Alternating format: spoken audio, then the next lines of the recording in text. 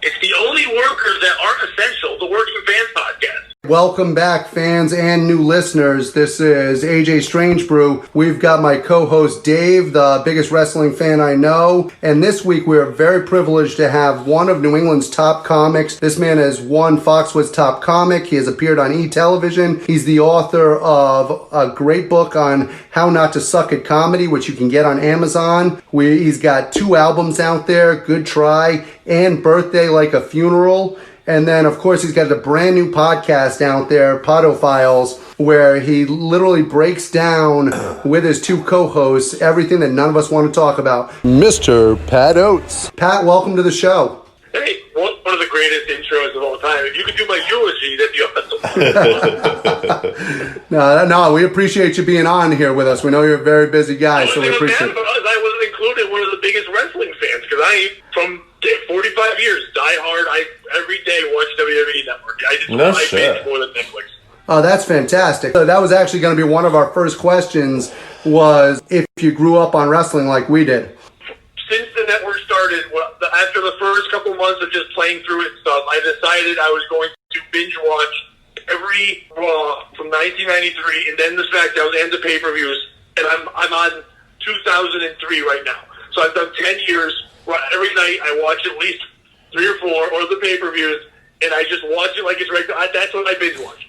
So I grew up on it. It was I used to go locally in New Haven when they come to the Civic Center or the Coliseum there. And I watched it every day and grew up with it and still watch it to this day. Pat, I wanted to ask you, since you are a wrestling fan, then one of the things I hear a lot of the old-time wrestlers talk about was back in the day when they go to different territories, they may have to change their style of how they performed with that particular audience. Do you ever have to do that in comedy? If you're in a different demographic, have to maybe change the act up a bit? It's just like the booking territories. I think the performers think they have to do it because they're afraid that if they don't, they won't get booked in the territory. But once you realize it's your talent that's getting you there, then you do your own thing. So when I first started, I was more afraid of, maybe they won't hire me again. So if they tell me to be clean, or say not to say this, don't say that, I want to come back. And then I finally realized, no, I'm the one creating all this. They don't know my act. They're just overthinking things and thinking fans are going to leave, or they're overthinking the room. So after a while, I'm like, screw that. I'm being me. And the crowds would laugh because they're overthinking it. People want to laugh. They're thinking what they think other people want. So it's like, that's not a thought that gets caught in a lot of young comics' heads. But just be yourself. I mean, if someone says, hey, don't swear, and that's their rule, then if you swear, don't take the game. That's what you do. Why would you take it to one show? It doesn't matter. So, yeah, I think that's something that you're supposed to realize. When Hogan decided, I don't need territories, I'm Hulk Hogan. And then he says, what is Hulk Hogan? Once Vince got in here and did that, he would change who he was unless he wanted to. He wanted to be bad guy, so he did it on his own. No one wanted him to not be the real American, but he did it. Said, screw you, I'm Hollywood Hogan, and just went against the green and became more famous than the heel. So, exactly. Yeah, I just compare myself to Hulk Hogan, and that's fine. I think, like myself, what I have most in common with Hogan at this point is my hairline. and sagging tits. Absolutely. I think one of the problems we have in wrestling right now is that people are afraid to be themselves because of the WWE system to a point, and I think that that's what's hurting them and affecting their ratings in wrestling, quite frankly.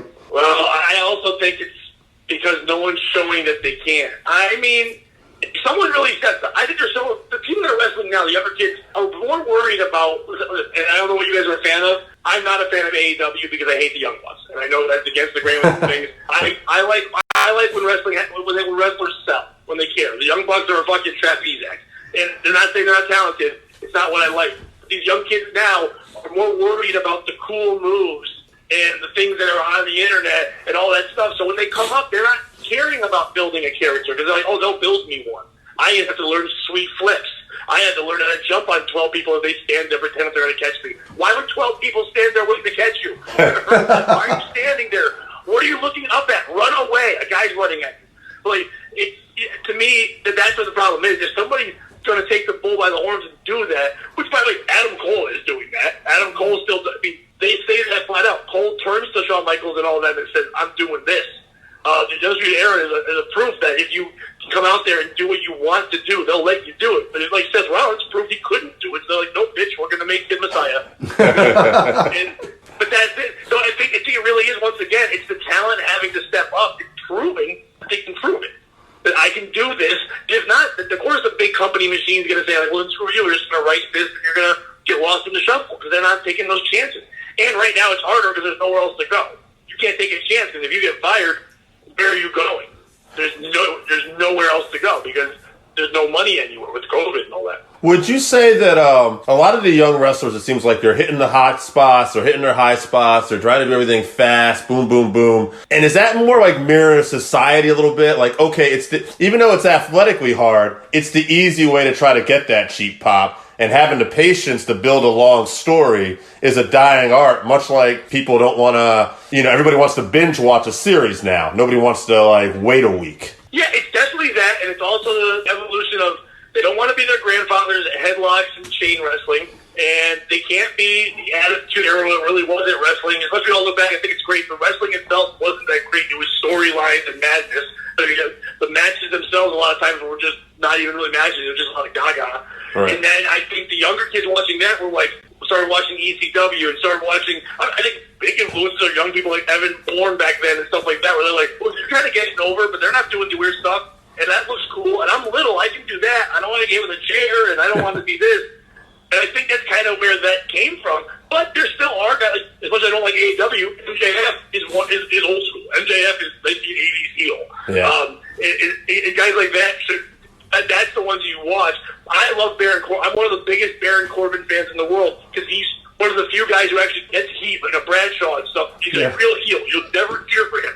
And guys like that are taking those chances. There's few and far between. But yeah, most of them just want highlight reels. They want you to say, that looks cool. Yeah, we had this talk with somebody the other day where they were putting down Baron Corbin, and I told them flat out, I was like, do you not like Baron Corbin? And they told me, they're like, no, I hate him. I was like, that's his job. You're not supposed to like him. Give me another heel you hate right now. Nobody can. Exactly. The Miz was that for years, and then they because of that TV show, he had to go face a little bit and ruined it. But the Miz was incredible at it. Yeah. Even when you started to cheer for him, he made sure you did. Jericho for years was amazing at that. You go, you know what? I'm starting to like it, and he turn around and make you so much better. But like right now, Corbin's that guy. He's the only one that can really do that. Yeah, I agree 100%. Now, with your style of comedy, I'll be honest with you, a lot of it almost reminds me of the old school promos. Not necessarily the heel promos or that you're doing a promo, but the way you're able to actually communicate your feelings to the crowd and the way you're able to get a connection with them. And sometimes it comes off like Ultimate Warrior. I don't know where I'm going with it, but I'm cheering for some reason. but yeah, I mean, I'm not. The one thing, it's funny, I joke about anything on stage. I don't joke about wrestling because I love it too much. And it's the one thing I'm like, I don't want to make fun of it. Like, I love it too much. I make references, and I'll say things, but like, if you get it, you don't. But yeah, to me, when I'm on stage, I'm cutting promos. Right. I'm the Road Warriors. I'm coming out yelling, and I want to learn catchphrases. It's definitely that old school. Like, I was never a fan of the guys who yelled. I was a fan more of, like, obviously Jake Roberts, where he, like, changed how you do promos.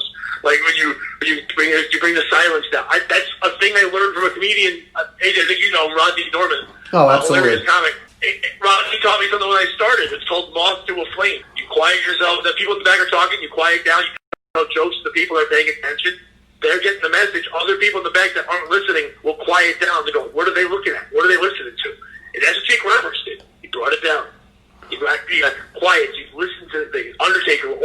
Knew early on, not Mark Calloway now having feelings and shit. Undertaker, back in the day, where he would be quiet on a fucking ranch talking about his shit. Fuck you. I don't want to see you cry.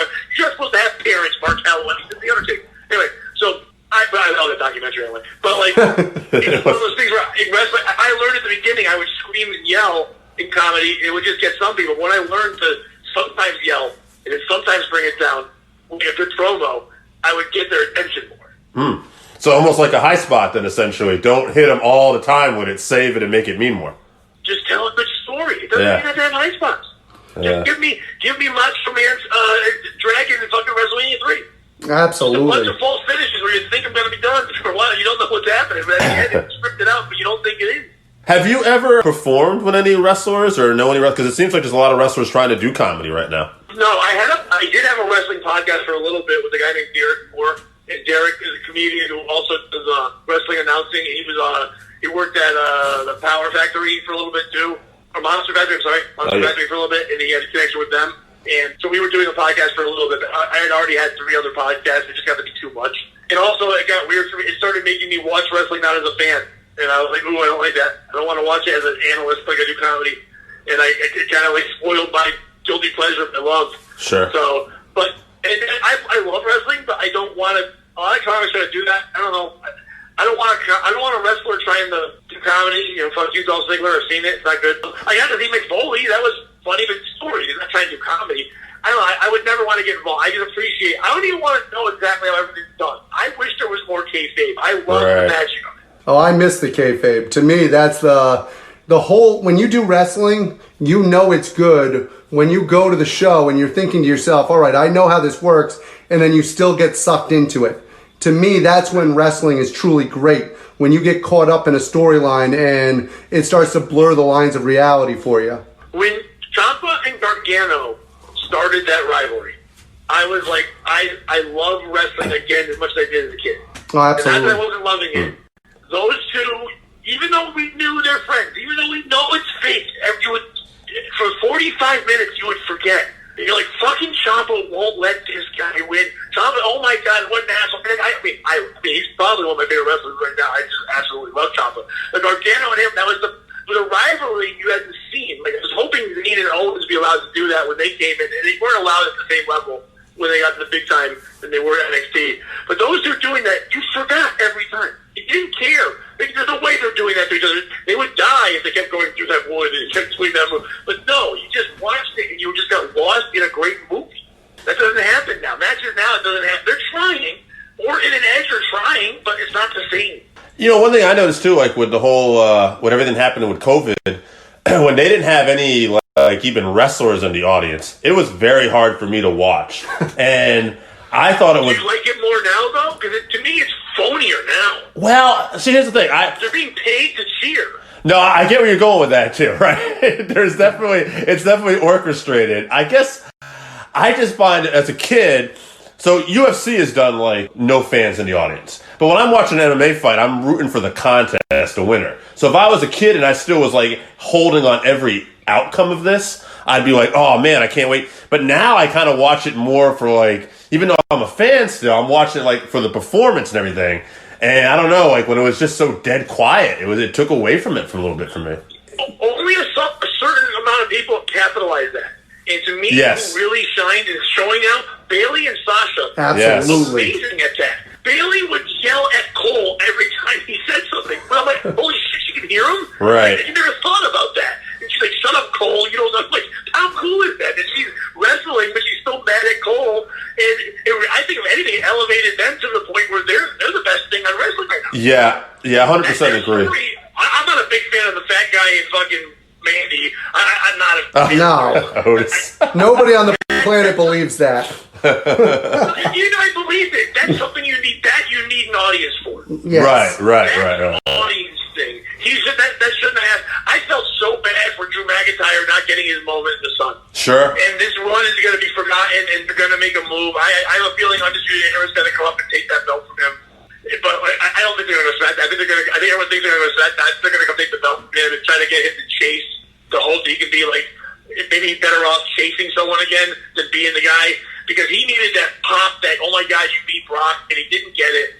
And it hurt him. But like right now with no audience, you need good wrestling. Like that's what you need in the ring, but you need a decent story being told. You can't be over the top, zany, and stupid. Or is that? But the fucking Street Profits are the worst wrestlers in the history of the world. And they're sitting there and they're cheering for. They're trying to make an audience that's not there to cheer for them. Like, do you not see there's no one there with red cups? Right. Put your cups down. What is smoke? I don't know what smoke is. I don't want it. There's a few wrestlers like that. You can see where it definitely was like this autopilot and muscle memory where they would play to the crowd, and I caught that more when there was no fans. I'm like, what is he? Oh, that's right. He's used to doing that. Me and Dave. I guess I get that, but at the same time, it's like you should be focusing on this more than ever. Like, right.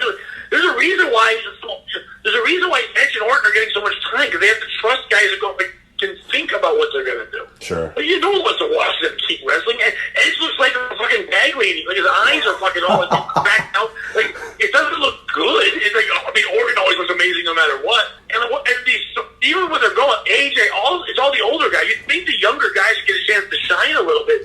I don't think they know how. Which is weird because the indie guys are the ones wrestling in front of no one forever. Sure. They should be able to do it. They even dusted off the Big Show and brought him back from Netflix. I mean, why? It broke up right when you said it. Oh, I said they even dusted off the Big Show and brought him back from Netflix. Yeah, because that's the audience you're going to get. Oh, God. Three white men like us who are sitting there watching wrestling are going to run quickly to watch Big Show's I was hoping they dusted off after that incredible, one of my favorite Stone Cold interviews on there. I was hoping Mark Henry was going to come back and do a little challenge. Yeah. He was so incredible in that interview. I mean, I'm not going to lie, I cried a little bit at the beginning. He was incredible in that interview. The story's amazing, and I wanted him to come out and challenge Drew or Braun. And the thing about challenge Braun, that would make Braun look so good. He is a underrated promo guy, I feel. Like, if you go back to that Hall of, like, Pain run, he's absolutely so believable on the mic and terrifying. When he fooled, everyone can lie. He fooled everyone with that retirement. Oh, yes. No one's ever done. Ever since they tried to do it, he fooled everyone. And then when he grabbed Cena, you're like, oh, fuck, man. And it did not add up. The match itself wasn't great, but that build to it was unbelievable. And that just proved how much people wanted to root for it. Because at the end of the day, you still, no matter what, good guy or bad guy, you believe that guy can kill you. Yeah, I believe he could pop my head off at any time that he really wanted to. He squished frying pans. Yeah, it's terrifying. Squished them. Oh, man. You talk about believability. Him, Brock Lesnar, there are certain guys that you just see, and it just gets rid of all unbelievability. You know who else is like that? Cesaro. Absolutely. He'll never get pushed, so all us fans in the world have to stop asking for it. I mean, understand. He can't talk. He doesn't have the personality. I get that. But, man, I really wish they did something because every time he's in the ring, he's the guy that I'm like, I think he's really wrestling. I think he's really doing things. But he's not. He's obviously not. But he's so strong. When you watch him, you're like, I would rather fight Brock than run away from him. Cesaro scares me at every level. I'm like, sure. He's also quick. It's like, the guys like that, you just watch them and you're like, that's a scary human being. He did the giant swing with Khali. That's absolutely insane. Which sounds like a porn move. They do the old giant swing with Khali. That works. Dave's going to go out and rent that later. Hey, you know what? It's easy to stream everything now. I'll find it. Man. I'll just bend you over the Punjabi prison and do that. Now it sounds like my marriage. One thing we were going to ask you about, but I guess this kind of goes with wrestling too. Like, if we're in a very PC culture right now. Does that create harder obstacles for you to do your comedy, or does that just go back to fuck it? I'm going to be me. I'm going to do me. If they don't want me, then I won't do the gig. Well, not so much fuck it. I mean, like, yeah, in a way, fuck it, but like the people that are yelling and screaming about everything, PC culture, cancel this, all that. Those people don't go out. They're losers in front of computers. That's the thing. They're the minority. They're a loud minority. When you go to a comedy club, no one is yelling, please don't say words. They're not. They're there for comedy. They want to sit and they want to laugh. So, like, a lot of these comics are getting scared and saying, oh, the PC. Because, yeah, you're getting shut down on social media. Well, then don't put that shit on social media. Go on stage, make people come see you, and they're going to laugh at what you do, and if you're funny, they'll support it. But Bill Burr is still putting out hours. Yeah. Chappelle's still putting out hours. No one's stopping for me. Mark Norman's new special is great, and it's not PC at all. I mean, Jim Jeffries' new thing, he's not holding anything goddamn back. When you're good at it, and you do it, people will pay for it and see it. It's just the people that want attention and likes, but in the audience, the only thing you're supposed to like is the comic. So it actually switches. So that's all it really is, even with wrestling. I think if you go to a ring, if you go to an arena and watch a wrestling match, and you're good again, you're not worried about what they're saying or too much blood. You're just watching the moment, the story. That's it. But like at TV, you're like, I can't have my kids see this. Well, okay, then turn it off. You don't have to yell. You don't have to try to get rid of them. You don't have to shut down what they're doing. Just watch something else. Another question I want to ask you, comparing a little bit to comedy to wrestling here. We've had a lot of trainers on this show, like Al Snow, George South, Ken Anderson, Rudy Gonzalez, though. He was one. Tom Pritchard. Yeah. Rudy Gonzalez, though, who trained, him and Shawn Michaels helped train Daniel Bryan. We're talking about the greatest love was like actually getting to train people. Like he loved training more than wrestling. Pat, I understand you've done some seminars and trained people, and unfortunately trained AJ too. But not counting AJ, is there a certain love did you get out of training as well? Is it just completely different, or how would you compare training to performing? Well, it's selfish because I don't believe in. Maybe I've said this at the beginning of every comedy school I've taught. I don't believe in comedy class. I don't believe you can't teach someone to be funny. Sure. But if just like wrestling school, there are some people who need to go to a couple of schools, or some people who can just make an extra talk. Some people don't know how to get into something. If you don't have the balls to just go to an open mic, put your name on a list, and try for the first time, and you need that kick, which is take a class, then good. I'm happy that's there. That's what it should be there for, just to open the door to say, all my classes, my book, everything is about how not to fail at open mics, because that's all you should be doing is going there and doing that. But that being said, when I teach comedy classes, or I help someone one-on-one, or I help someone with their act, it makes me feel like I'm going back to the gym, if you will. You know, almost like in Rocky 3, when Rocky has that thing, and Apollo's like, come with me to my gym in LA. And we go out there, and then you see all the Eye of the Tiger, all these hungry people with passion. And you need to be around that. So when I'm watching young people care about comedy and wanting to learn it, it makes me go, I need to feel like that. So I have to keep writing, and I'm pushing myself. So constantly being around it is good. So I do it for more of a selfish aspect than anything else. I don't care about them. Obviously, I'm happy AJ quit. You know, it's funny. This is the second Rocky 3 reference we've had on this podcast. The other one was Danny Moff, who, if you don't know, is a 300-pound Puerto Rican wrestler who's known for brawling and busting people up. I would have not thought the second Rocky 3 reference would be from Pat Oates, but I'm pretty happy it was, though. I am one of the biggest Rocky fans in the world. Yes. Obviously, I have a dispute with one thing. There is no such thing as Rocky 5. That's a it was never made. Yes. So if you bring it up, I don't know what you're talking about. It doesn't happen. Oh. I'm equal opportunity. When I go running for my runs every day, I listen to soundtrack music from both White Rocky and Black Rocky. That's how good I am. Oh, yeah. Absolutely. Black Rocky is Creed. Yeah. And like yourself, I like to believe that they went straight from the Russian killing Apollo to Rocky training his son. To me, that's just the only way to remember it. What I think happened was, it was like a Jacob's Ladder scenario where it was just that they were dead the whole time. Because why would Rocky help out this guy who ended up getting AIDS in real life and had a weird time? I don't know what that story is. The Go For It song is fine. They could have kept the Go For It song. That's about it. Oh, man. Hard to follow that one. How do you not love Rocky if you're a wrestling fan? That's what Rocky 3 is what made wrestling mainstream to everyone. Oh, you know what's funny, too? I want to say this, though, because I do love Rocky. So you're right. I like Rocky and wrestling. But it's funny being a wrestling fan. I was out with this girl a couple weeks ago. We had dinner, came back to my place. Not that good of a story. We just watched some reality TV shows. But I realized, well, there's some better stuff, but we're not going to include that. There's names. But we're watching the show, and it's funny, like, she's buying into this, and I realize as a wrestling fan, I'm seeing through everything now. I'm like, oh, they did that. It's like a shoot angle. That's not really real, though. That's bullshit. And I had to, like, shut up because I was ruining this for her. Everything's a work. Of course it'll work. What are you, fucking more?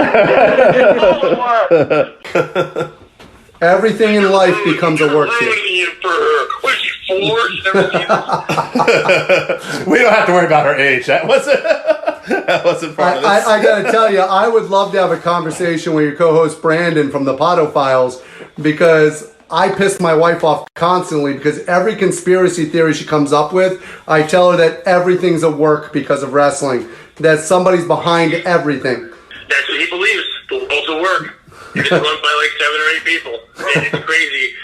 I've been friends with Brandon for most of my comedy career, and he did a little bit of comedy here and there, but mostly was a DJ, but also someone who always got involved in things at a crazy level and following them. And he does not believe going out to eat with him right now is amazing because he will not wear a mask. He fights with everyone and everything. It's amazing to watch. And he's got a way to make to have an answer to everything anyone says, and I'm sitting there behind him with a mask and just wanting a burrito. That's it.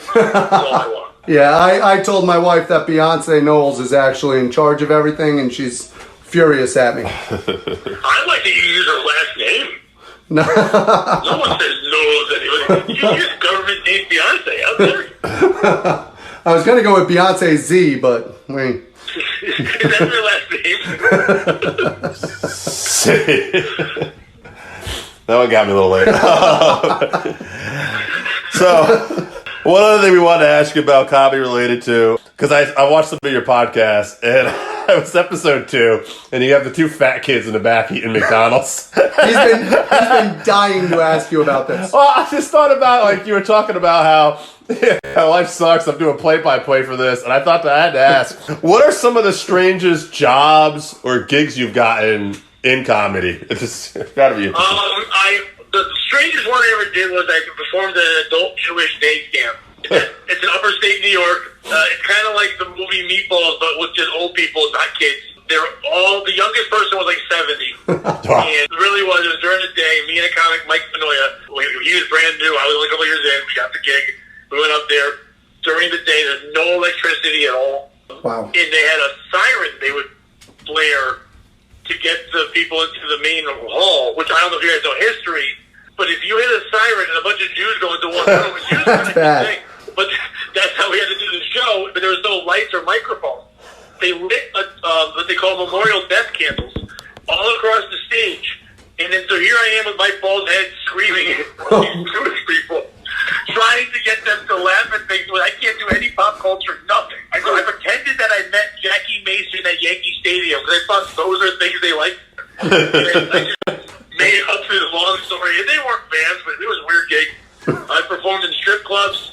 Like I said, I've had for radio, I've had to be a judge for mothers doing air guitar to win tickets to NSYNC. I've had to do that thing you saw, that's not a guy named Ski Mask, his podcast. 2 fat people eating the most McDonald's as I did play-by-play. It's been a fun. Yeah, I don't feel so bad about bringing you to Pistol Pete's anymore. Yeah. Pistol Pete's is one of the highlights of my whole career. I'm picturing you up in that camp, though, in upstate New York, with half the audience going, he's no Henny Youngman. I saw him in the Catskills. And some of them are like, who's Henny Youngman? Is he new Henny Youngman? Oh. The best part of that story was somebody got so mad at me that they got up to leave, but they had a walker. So as they were trying to leave, it was so silent. You hear, cuckoo, cuckoo, and they breathe and go, Oh my God. All right, Pat, we won't keep you any longer. We appreciate you doing the pod with us. You've been absolutely awesome. Please, anything you want to promote, please share with us. The Podophiles podcast, go to YouTube. It's on Podophiles podcast, the channel there. Also my own channel, Pat Oates channel. That's where my Pat Oates podcast is. And my show, POS, which is also on Compound Media. So, yeah, I name every show after myself. But there are all 3 different shows there. Please check all of those out. And I don't know when this is coming out, but I'll be back at the casino at Mohegan Sun, August 5th through 9th. I'll be there for the whole week, opening up for what's the name, Ryan O'Flanagan. So I'll be there the entire week, staying up that way. So if you're around in the area, come back out and see some comedy. Wear a mask, but have some fun. We will definitely stop in for that. Thank you very much for that, Pat. That's awesome. Hopefully we'll see you in August at the show, and thank you for everything, Pat. It was a pleasure having you on. Thank you so much. I mean, I'll talk wrestling forever, so thank you so much. Hey, you're welcome to come back anytime and promote anything you want to promote. Hit me up. I'd love to talk about pay-per-views or whatever. It'd be great. All right, so that wraps us up for this week. Thank you again for listening to the Working Fans Podcast. So as always, you can find us on Twitter at FansWorking. Our Facebook page is Working Fans Wrestling Pod. We have email where you can reach out to us and let us know what you think also. That's workingfanswrestlingpod@gmail.com. Follow us on Instagram, workingfanswrestling_pod. And then as always, please continue to listen to us on Anchor.fm, Google Podcasts, Spotify, Breaker, Overcast, Pocket Cast, Radio Public, all your major platforms. If you're following us on Apple Podcasts, which we are also on now, and YouTube, please make sure you subscribe and give us a 5-star rating. It helps us bring you these podcasts where we get to talk to you and talk with you every week.